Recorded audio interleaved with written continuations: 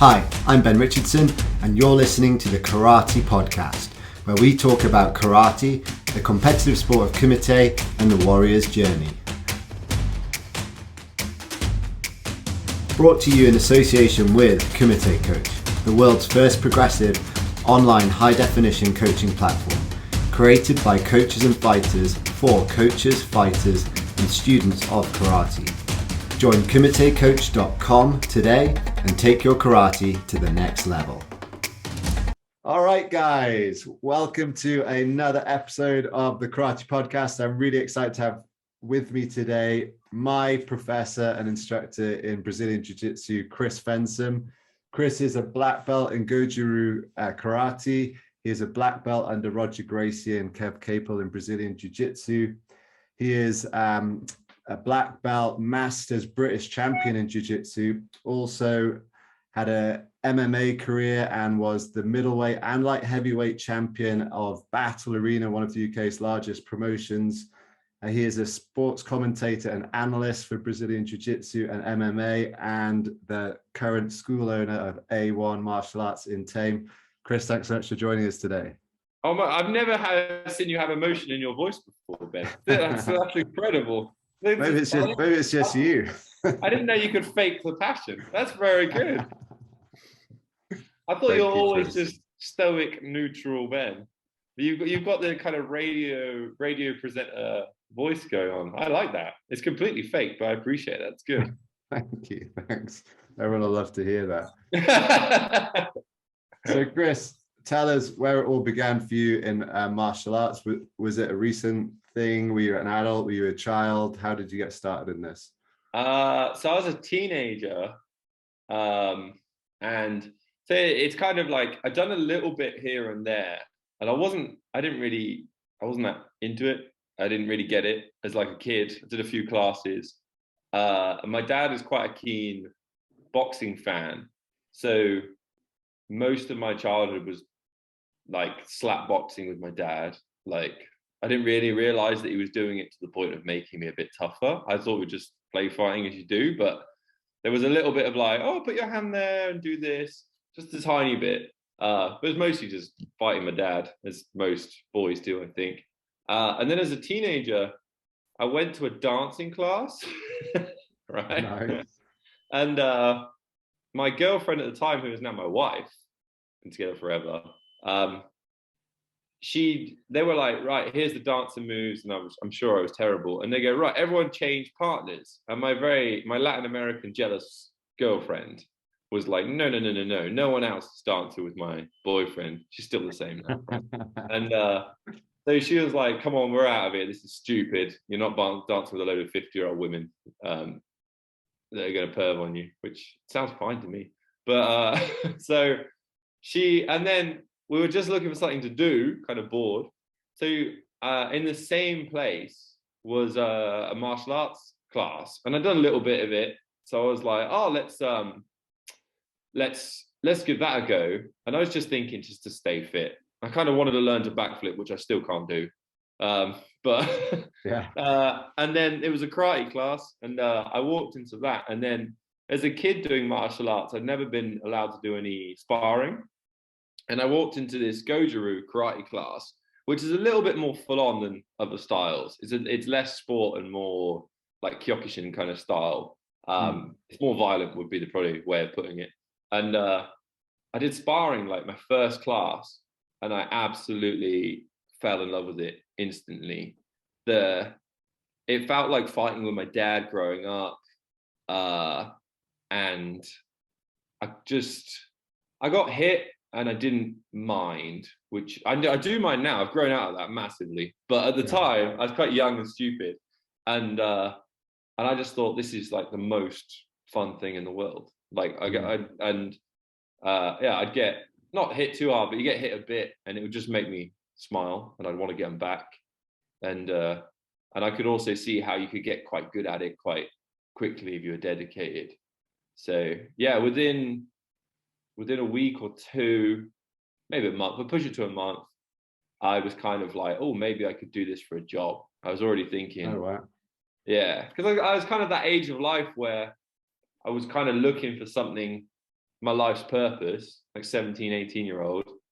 And I walked in, and then my instructor at the time, maybe just his own marketing and stuff, but he was like, "You should do this for a job." Like, he's already building Nice. There's a pyramid scheme. read your mind. Yeah, he's building the pyramid scheme in his head already. And I was like, I can. And then I would thought that would be the coolest thing in the world, would be to teach martial arts for a living and be a black belt. I was like, that's like, it's like, I can't imagine anything cooler. So yeah, I dropped out of, I'd already dropped out of college and I started training full time I was like a white belt training full time. Wow, that's amazing. And Yeah. was that under Paul Coleman Sensei? Yeah, so Paul Coleman, who I think is now a 7th Dan in Goju-Ryu, very quite traditional Okinawan karate.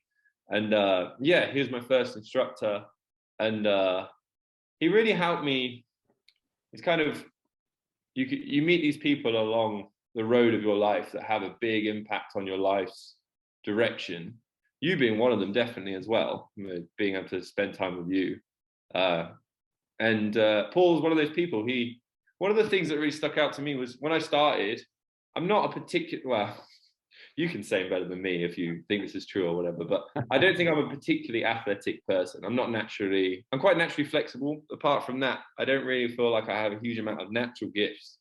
And one of the things he was like, he's just trying to sell his classes and it's genius marketing, but he was like, just train more than everyone else. It's like a simple solution, because there was other people that had joined at a similar time who were a similar age, and maybe they picked it up faster, and quite a competitive person. So he was like, just train more than them.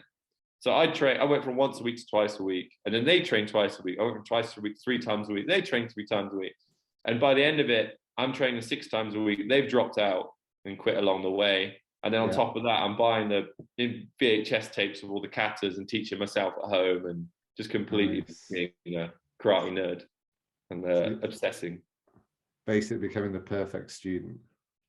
Well, in some ways, the thing is, like, I think at the end I wasn't the perfect student, because I had this desire to cross train in other martial arts. And Paul Coleman he's wonderful at what he does. And he's a great instructor, and I got a lot of good things to say about him. But one of the things he didn't really like, he didn't embrace cross training. Mm-hmm. And I think I'd seen the light that, to a little bit of other things thrown in with your karate is really good. Even if you're a pure karate specialist, which a lot of listeners to your podcast are, if you can just throw yourself into 6 months of judo, just to stop anyone ever throwing you on the floor, or to be able to get back to your karate, that's brilliant. Add that on, and then it actually makes you better at karate, right? Because you can do the karate without being worried about being thrown on the floor or doing something else. So yeah, I really embraced cross training, which my old coach didn't appreciate. So I was the perfect student, so I ruined it, would be the description. I can totally agree with your perspective there, based on my own experience. I don't know if you know, Chris, but I also do Jeet Kune Do. But I like Jeet Kune Do. that's a private joke between myself and Chris.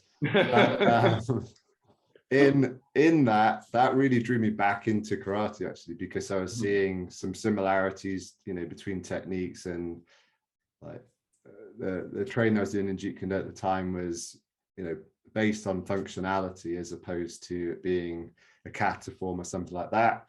And that led me, to develop a stronger passion in karate. And then, my karate career kind of took off from there. So I think for me, from my own experience, there definitely seems also to be quite a strong link between karate and jiu-jitsu. And whether that's just because I've surrounded myself with karate guys and those guys have then discovered jiu-jitsu, or whether, there's some other link, I don't know. But, it's prevalent, right through the UK in the people I know in karate. A majority of them, well, not a majority, but a large group of them are, attracted to jiu-jitsu, MMA. I think, that overlap's becoming definitely more of the done thing. Yeah. Why not? Like, especially, I'm sure there's listeners to your podcast that are pretty high level in karate. They've learned all the katas. They've and the amount you can improve per year in karate is going to drop off. In any martial art, the improvement rate drops off. Yeah. Whereas cross training, at least a little bit, like it can also just keep your passion for martial arts, and it leaves your mind open to the possibility of other things. So I think karate and jiu-jitsu complement each other perfectly, because karate generally has very, very little grappling, and then Brazilian jiu-jitsu has no striking, which doesn't make any sense to me as a martial art. So if you're going to do two, let's call them traditional martial arts, why not those two? Yeah. And then if you could throw in wrestling and judo on top, you've got all your bases covered to some degree. And I think you're quite complete traditional martial artist without having to be a mixed martial artist, which has become a sport on its own, kind of separating itself. Yeah. So someone who's training 6 days a week, was it a quick progression for you to reach black belt in karate? Yeah. And I think you can relate to this. When you live your life and you don't have kids and you don't have responsibilities, and my parents were kind of, I still lived at home with my mum and dad, and they were kind of on board to a degree. They weren't that keen at all, actually, but they didn't stop me, which is the main thing. They're still not that keen, let's be honest. You think I'd have done enough in my career by this point that they'd be like, oh, maybe martial arts is a good choice, but I think they still think I made bad choices. But they were supportive enough. And when you got that freedom, like looking at the time, I thought it was really hard training 6 days a week and 2-3 hours a day, and I'd really dedicated myself to something. But compared to being, someone like yourself, running a business, having the kids to run around, we've both got pushy wives that boss us around all the time. So I'm not saying anything. So we've got to, it's a different time. But at the time, I was super dedicated. And then even I probably had 10 years of my life where just my whole being was just martial arts. That's it. Even when I got married, before I had children, I told my wife, because I was fighting at the time, I was like, for the next few years, you're still not my priority, even though we're getting married. And in fairness to her, she kind of gave me those couple of years. And then when we had children, she was like, all right, you owe me. What about you, Ben? How did you end up cross training? Because you're karate originally, right? Yeah. So when I was at university, I was doing karate, and I think it was one of my lecturers, his friend had started doing JKD with this guy that was over studying from Toronto. He said I should come train with this guy, and I went to this class, and he's like, do you want to spar? And I'm like, yeah, we'll do some sparring. So that's me thinking like karate mode sparring, and he just like boxes me, takes me down, and I don't know, ankle locks me or something. And I was like, oh my God, what just happened? He's breaking the rules. Yeah. And because I was at university, and I wouldn't say I was committed particularly to my karate training, going once or twice a week in amongst all socializing, I just decided that that experience was enough for me to see what else was out there in martial arts. What were you studying at uni? Sports science and business management. Oh, that works perfectly, eh? Eventually, it's kind of worked out quite well, yeah. So was the original goal when you went to uni, was it martial arts for a business, or does that come later? No, literally had no idea that people could teach martial arts for a living, because coming from the Northeast, it was like 50p a class for karate. So you're just, no one's going to make any money out of this. But yeah, moving to Oxfordshire after university, and meeting people like Paul Coleman and Oxford School of Martial Arts, discovering that actually there's people running it as a full-time successful business, that kind of changed things for me. But getting back to you, Chris. I'm interested in you. I don't know. You must have had it along the way where people go, what's your real job? And you're like, this is it, bro. This is like... this is all I do. Well, it seems quite amateurish.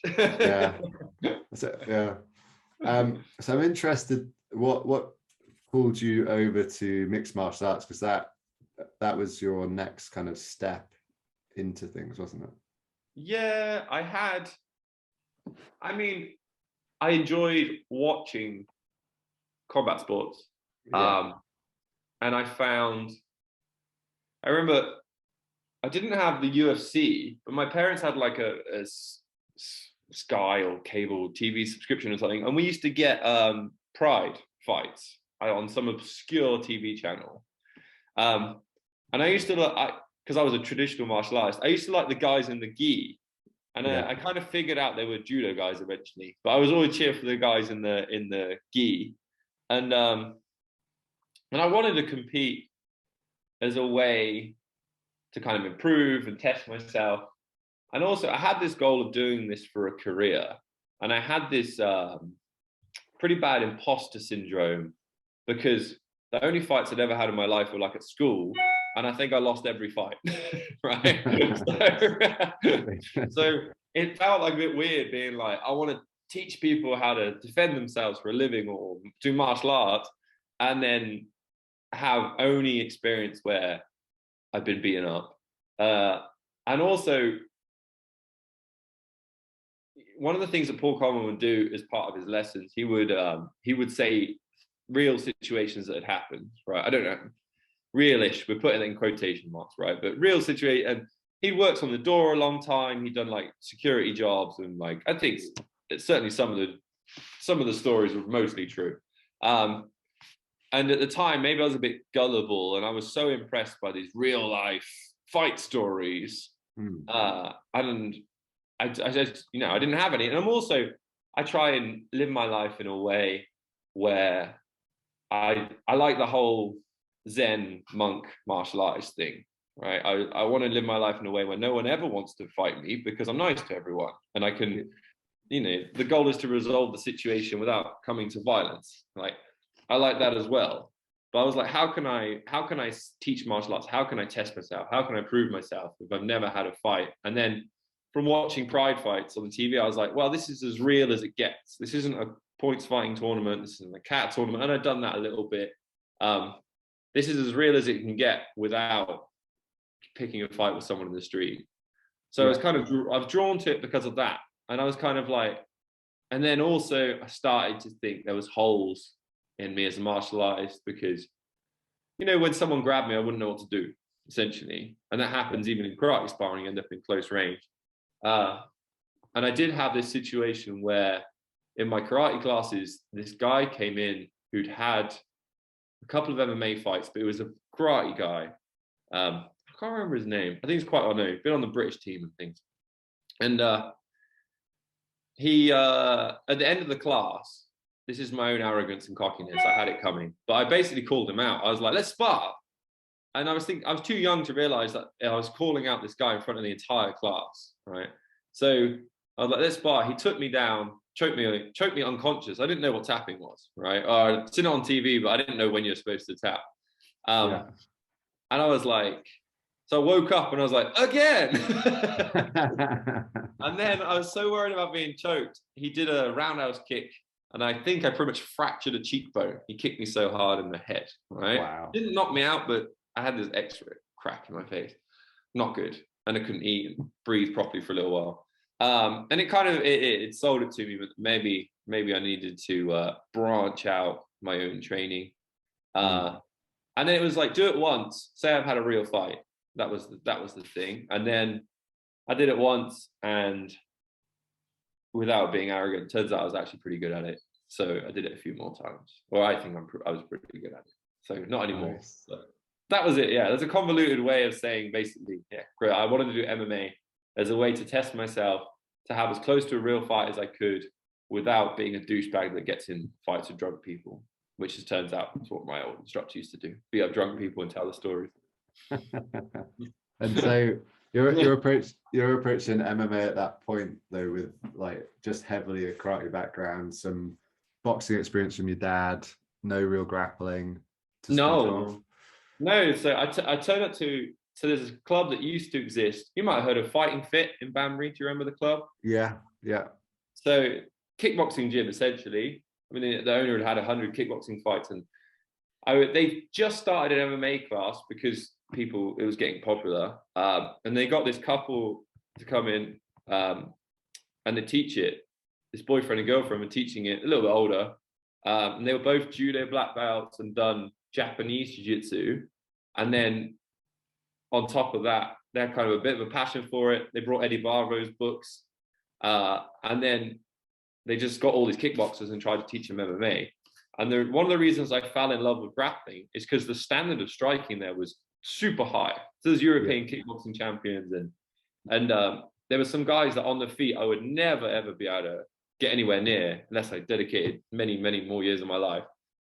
But the grappling, we were all on a level playing field. So I was like, if I can focus on that, I can find a way to beat everyone in this class.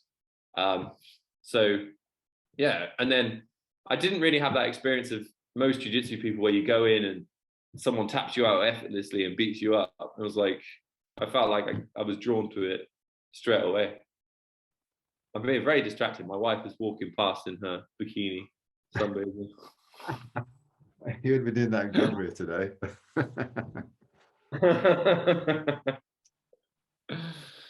So, what are they talking about? I was asking about your MMA and your background in the influence of karate, and then the fact you didn't have much grappling. You said it was a level playing field. Yeah. I mean, very initially, I watched MMA on TV, and I was like, I want to learn enough grappling I can get back to my feet, because I'm pretty good at kicks. I'm very tall. I got long range. Like, I could use that. So I joined this club to learn some grappling.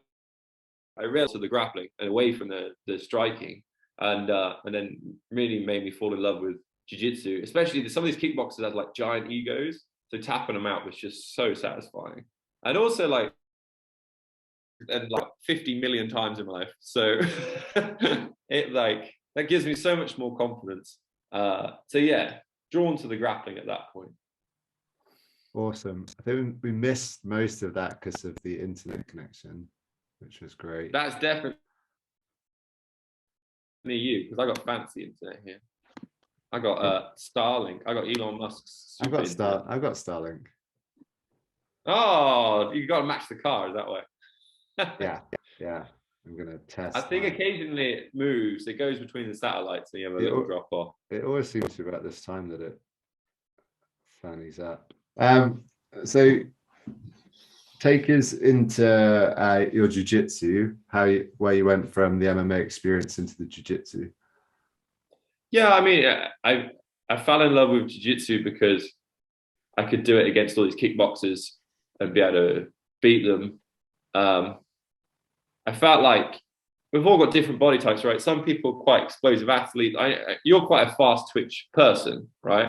You can tell literally by the amount of muscle you have, quite a naturally muscular guy. I know you work at it very hard as well. And you move fast, right? And you're really well built for points fighting, right? And you look at someone like Michael Venom Page is a good example. He's like just built to bounce in and out and be elusive and whatever else, right? I'm not a particularly explosive athlete, I don't think, right? I have good flexibility, and I have pretty good endurance as well. And also, I think maybe it's arrogance to say, but I think I'm quite a cerebral person, right? Yeah. Especially fighting and training. And I feel like my physical attributes were way more applicable to ground fighting than striking. And I still love striking. I mean, I have boxing fights as well. And like, it's definitely something I'm passionate about. But yeah, grappling, choking people feels like what I was built to do. Sounds weird. Nice. And was that straight away under Kev Capel and the Roger Gracie lineage? Was that your first? No, so training with these MMA guys, and then it was like I felt like the grappling was giving me an advantage over everyone. I started fighting MMA. These are like very low level in a judo center, duct taped together kind of judo mats. Deal. Got a good story about that if you want. But and then to try and get even better at grappling, I started going to Braulio Esteemas in Birmingham. Oh, right. So from my house, it was like an hour or so drive, and then it's an hour's class, and then maybe an hour and a half back again. So it's more traveling than anything else. Yeah. And that was it was so enlightening to realize, because I thought I was really good. And I thought I was probably like a brown belt, going off the kind of karate, people grade faster in syllabus and whatever. So the first time I ever went to Braulio's, we're doing side control specific. So I'm put with Victor Estima, so a multiple time black belt world champion, ADCC finalist. And we're doing side control specific, and I'm on top. And I put him in like a headlock because that's what I've been taught. And he was like, "You don't want to do that." And I was like, "Don't worry, I know what I'm doing." who then proceeded to beat the absolute shit out of me. But and that was like, I was like, okay, I love grappling. But then it made me love it even more, because I was like, oh, there's some serious levels to this. And that's when I had that epiphany of, if you're a purple or brown or black belt level at jiu-jitsu, you can beat someone completely effortlessly. And you can if you're a sports, karate person as well, and you're playing under sports karate rules. But yeah, it made me fall in love with it even more. And then I started training. Roger Gracie Oxford opened, so I started training there. And then that closed down, and that's when I was like a blue belt, and that's when I went and started training with Kev. It was the only thing that was nearby.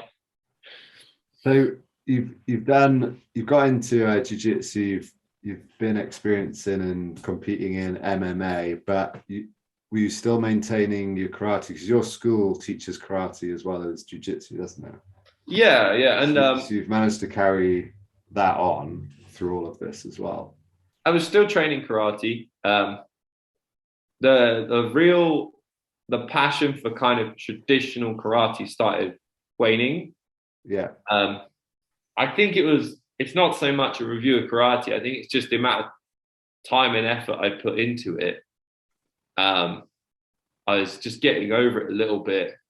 And I still have a bit of a passion for it. I still like practicing katas. I still like teaching it and jumping in classes sometimes, but I wanted to dedicate I'd much rather, at that point, I would much rather be boxing or doing jiu-jitsu, to be honest. And so I had started teaching it, started building a business, but I essentially modified the karate I was teaching. So I teach basically traditional karate, but I throw in elements of other martial arts. So we're standing in the line doing blocks, we'd learn katas, go do sports karate competitions, but then we'll have a Thai boxing week where we throw knees and elbows, and we'll have a jiu-jitsu week where I don't really bother teaching my karate students submissions, but we'll learn how to get off the floor, stand up, get back to doing striking. Then wrestling week, we learn some takedowns, and like a self-defense week where we completely focus on self-defense, a bit more JKD style. And I made it my own. And I know there's a lot of martial artists going to be listening to this, getting slightly frustrated with that, because you've got to stick to your legacy of what was brought down to you. But it would seem a real shame if your kid's karate instructor was a Brazilian jiu-jitsu black belt and they never showed them any grappling. That would seem like a massive waste to me. And so my students, they come out and they can go to any other karate school and feel very comfortable, but they also have a little bit of extra knowledge on top, where they could probably walk into an MMA class, jiu-jitsu class, judo, and not feel completely alien to them. Yeah, that's great. I think there's generally an acceptance now. You will still have some super strict traditional schools, but there's a lot of cross training for instructors, at least. At my academy, we taught some basic jiu-jitsu, like yourself, done some self-defense stuff. I know my sensei's club up in Harrogate, he's also taught groundwork. It's because you can see the value in broadening people's horizons, I think, in the martial arts. And it's not so that anyone's going to suddenly drop karate and start training in something else, but it's great to embrace the other arts and just absorb what you can from them for your own personal experience and development. Have you ever had any resistance to that? Any of your instructors or your students? Not since 2014, 2013. I changed associations. Yeah. And part of the JKS now, and such an open-minded body of karate. You know, we get instructors from non-Shotokan styles teaching on national courses. I've taught JKD on the national course. You know, we've had grapplers teaching wrestling and all sorts of things. So, and everyone still just does, well, the majority still just do karate, but there's an acceptance of other arts and an awareness and a willingness to, you know, learn what they can, or at least gain some experience in it to know it, you know, it's there and how it differs. So I think that's fantastic. I'd like to put together a seminar, and I've planned this out before, of it's like grappling for karate. So it's you know, and it's essentially, you know, it's it'll be an anti-wrestling, anti-judo, anti-jiu-jitsu get back to karate workshop. You know, how to stop all these other martial arts and do the thing you're good at. But I don't think I'd be able to get karate schools on board, most of them, because I think they're just going to be like, no, you're selling a taster to other martial arts, and then people are going to want to leave. It's I feel like there's a bit of an old school attitude, because like it's one of the, you know, you as businessmen, we're all trying to find out what we uniquely qualify for, what we can uniquely sell. Yeah. And I think I can uniquely sell, you know, anti-grappling for karate people. But the question is, will anyone buy it? I think there's definitely going to be a market out there for sure. The people I've interviewed, you know, on this podcast alone, that have had experience in grappling, getting into grappling, and again, you know, associations like the JKS who are just interested in learning and discovery because they feel it benefits their karate. Yeah, because I got some cool stuff. I can show you. You know, a karate roundhouse kick. Most karate schools will do some kind of way of catching the kick, right? And then I can show you how to add a footlock to the end of that, right?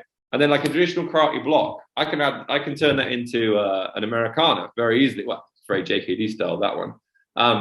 We can add in, you know, some submissions to what karate already does, and like very, very simply.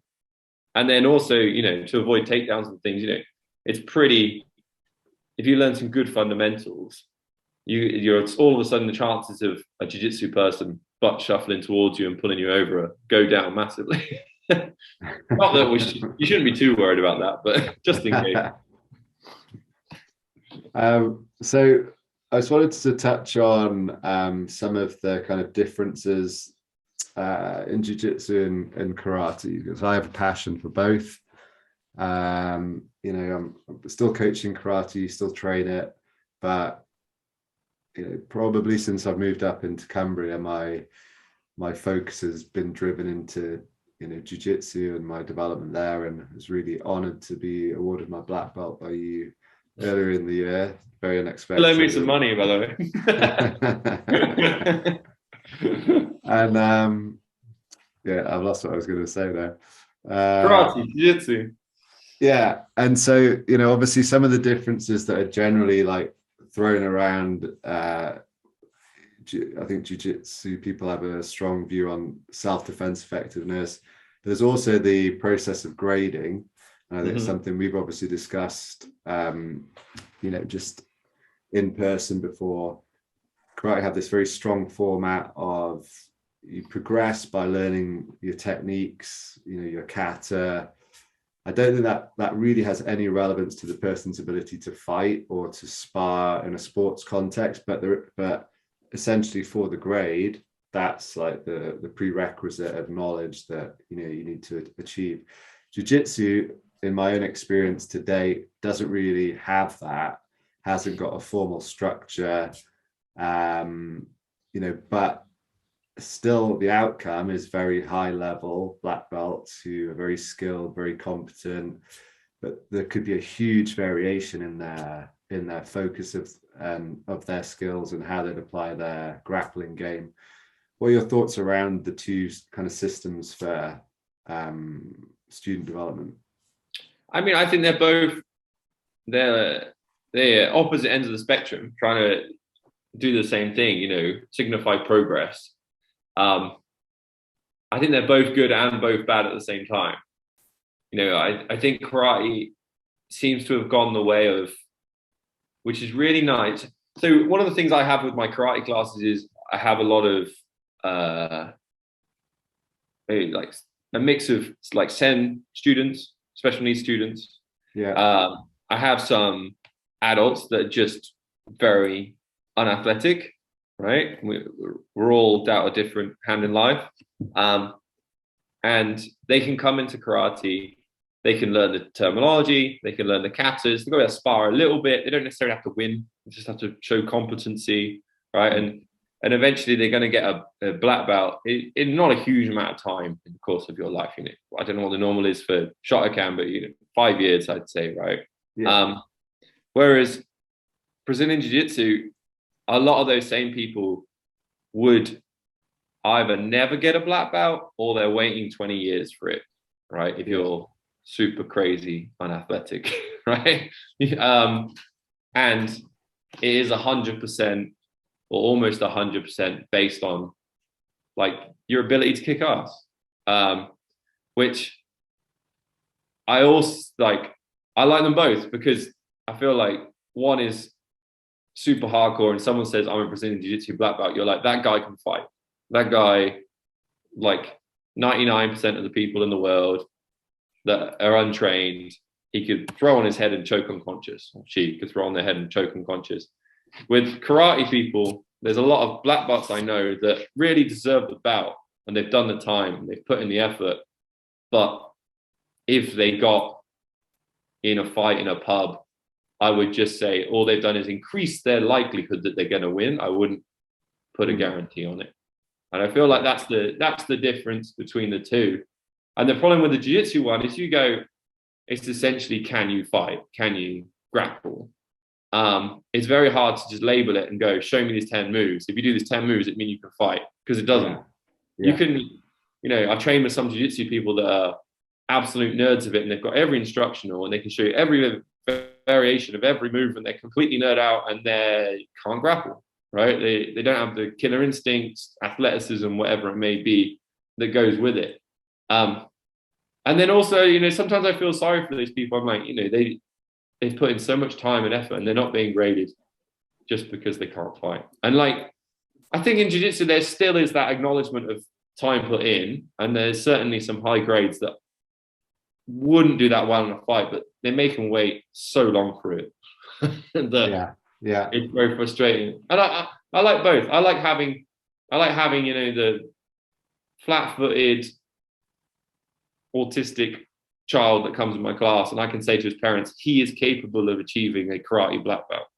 Yeah. And if they come in my jiu-jitsu class, I can't say that. Yeah. Which feels a bit uninclusive. Yeah. Do you feel it's the same? Yeah, I think for me, coming from such a long, I've been in karate 32 years, maybe longer, maybe 33 years. So I've had that the structure feels comfortable for me. The process of knowing I have to learn X, Y, and Z to achieve a certain level, I've always found useful. When I moved into JKD, Bob Breen had a structure as well. So again, it was a similar process of grading. Yeah. The thing I struggled with in jiu-jitsu was the lack of structure and not being able to gauge, how well I was progressing. I wasn't a competitor. So in my own mindset, I do have a structure, and my structure is you have to be able to beat. If you want a blue belt, you have to be able to tap out blue belts in a technical way, right? If you're just bigger and stronger, it doesn't count, right? Yeah. And you have to be able to beat you have to be able to beat someone who's your age, weight, gender, right? There's like requirements to it, right? If you're a brown belt trying to get a black belt and there's a 20 and you're in your 50s and there's a 20-year-old blue belt in the gym that taps you out every day, it doesn't matter. That's not relevant to your grading, right? But when you go up against another 50-year-old brown belt, you should be kicking their ass if you want the next belt, right? Right. And that's why the standard of jiu-jitsu is so high, and that's why it's a bunch of savages, because the white belts are chasing the blue belts, the blue belts are chasing the purple belts, the purple are chasing the brown, and everyone's chasing the next level up, and the brown's chasing the black. And if you're making your way through that, that is a very hard thing to do. But the caveat to that is it's within your weight, gender, age. It's not completely broad. You should be beating every blue belt in the class. And there's plenty of blue and purple belt European champions that I'm sure would absolutely smash me, right? But I'm trying to beat the other 40-year-old dad with 4 kids. Yeah. He's my goal. Yeah. So, I think that is a requirement. Yeah, that's the interesting difference, really, because I can't see how that would work in a stand-up striking art like karate, and unless kata wasn't part of it, unless Keon wasn't part of that, grading structure, because again, I don't think there's that many people that do karate and stay with karate because they see it as a form of self-defense. Not to say that there's lots of people I know in karate who would be very effective with their karate in self-defense, but it's definitely transcends maybe the initial inquiry is like, I'm looking to defend myself.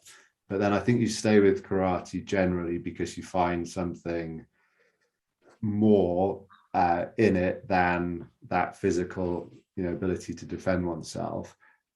You might develop some fighting skill if your club is focused towards self-defense or focused towards sports karate. I think it'd be impossible to run your karate grading the same way, because a submission is an absolute. A submission is a win. There's no denial. There's no excuses, right? It's just it's a yes or no. It's a binary answer to something. Whereas striking is never going to be a binary answer, because you're always holding back. You're being careful, and I think it's good to have different options. But it's one of the reasons that most martial artists really respect the Brazilian Jiu-Jitsu black belt, even if it's not your martial art. It's because everyone knows how hard it is to get it. Yeah. Takes ages, Chris. Takes ages. I respect all, and it's just there's a pretty common high standard as well, which everyone seems to hold each other to, which in other martial arts has dropped off. Karate's pretty good because the governing bodies and things, but like being a kickboxing black belt means nothing to me. It doesn't mean anything. I think jiu-jitsu is fortunate in the sense, and probably judo is similar, that that a black belt is going to have a high degree of skill in that particular area. And if someone comes in can-do on a Monday and asks me to roll, if I say no, it stands out, and they're going to be on the jiu-jitsu forums saying this guy refused to roll. And if I say yes and it's a blue belt visiting and they smashed me, it's going to be all over the internet, and people are going to be going, who is this guy? Who does he train under? Why is he it's kind of a self-policing martial art. Yeah. And it's a very old Brazilian thing as well. Like, you got to fight for your honor or some mumbo jumbo. So Chris, you've been quite active in jiu-jitsu, not just as a competitor and a coach, but you're also doing this fantastic and amazing seminar that you ran before we suffered the pandemic. I ran a couple of times, once at my school, and then the second time it just got too big. We had to move to the sports center up the road. So just tell our listeners a little bit about your incredible jiu-jitsu seminar, because I think it's really important that people know about it. So it's called the Super Seminar. It's supposed to be we're all superheroes helping out people that need it, and we're helping out families with terminally ill children. It's either going to go to charities that do that, or I'm trying to, maybe I'm going to talk to the local hospital and be like, you know, which of these families could really do is use a holiday to Disneyland and then just give them a big wedge of cash, which is going to be an awesome moment, purely selfishly, just because it'll be so much fun to do. And so yeah, we've got 20 plus of the UK's best Brazilian Jiu-Jitsu instructors, including the likes of Dan Strauss, Jed Hugh, Joshua Williams, Mick Broster. It feels a bit hard naming people because there's just so many awesome names. But every single one of these coaches could sell a seminar on their own, right? And we got more than 20 of them. Look at 25 at the moment. They're all going to the High Wycombe Judo Centre, which is a huge venue, a beautiful mat. And we're selling tickets online. It's £20. And a normal seminar, jiu-jitsu seminar, is like usually £30, £40.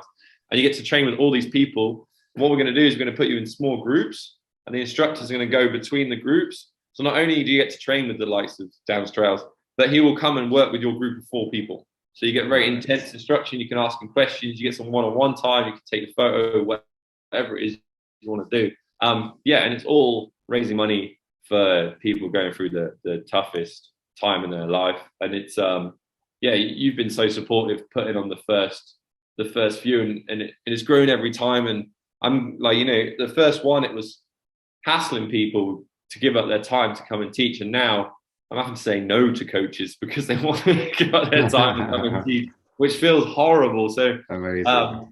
And it's just grown and grown, and I'm hoping to.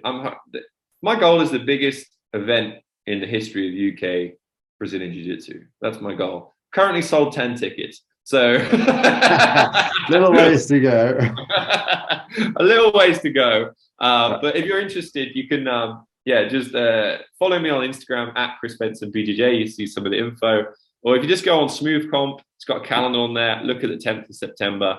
It's got the address and things and the times, and you can just buy a ticket on there. It's 20 quid. Obviously, if you can donate more, bring some cash on the day. We'll have some buckets. We'll raise even more. But yeah, I had to sell tickets this time just in case we reach the capacity of the venue, which would be amazing.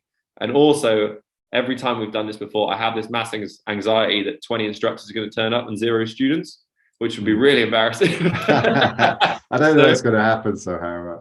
So if we can sell tickets, it really helps with my anxiety. And me and Ben have known each other a long time. All I like doing is martial arts and building shit, right? That's all my life. I like building cars and stuff. You're really good at building stuff.